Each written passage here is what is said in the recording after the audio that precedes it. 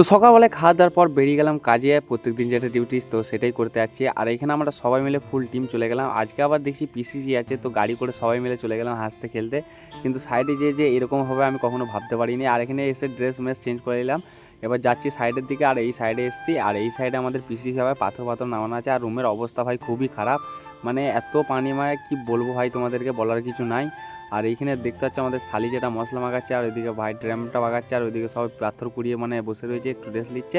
তারপর ভিজে মালটাকে আমরা সবাই মিলে হাতাহাতি মাখিয়ে নিলাম, মালগুলো রেডি করে চলে গেলাম খেতে যেতে, কারণ খাবার টাইম হয়ে গেছিলো। আর এই যে তরকারি বুঝতেই পারছো, বিফ কারি। এই মানে ঘ্যাঁটা দিয়ে শুধু খেতে হবে নাকি, তাছাড়া কি করবো কেরালার বাজারে, বুঝতে পারছো তো। তো খাবার পর আমরা এই রুমটা আর ওই সামনের রুমটা মানে অনেক কাজ টেনে দিয়েছি, হাফের হাফ কাজ টানা হয়ে গেছে। আর এখানে মালটাও মানে ফেলা হয়ে গেছে, এবার খেয়ে এসে আবার কাজে লাগবো। তো চলো খাওয়া দাওয়া করবো। খাওয়া দাওয়ার পর এখানে প্রায় কাজটা আমরা অর্ধেক টেনে দিয়েছিলাম। তো আমাদের এখানে খেটেছে, অনেক সবাই খেটেছে, কিন্তু আমি সেরকম খাটিনি, কারণ এখানে চা খাওয়ার টাইম হয়ে গেছে। তো চলো চাটা খেয়ে নিই। আর এখানে আমাদের রিপন যে চা খাচ্ছে দেখতে পাচ্ছ, মানে ও সলিড খেটেছে আগে, ফুটে দিয়েছে আগে।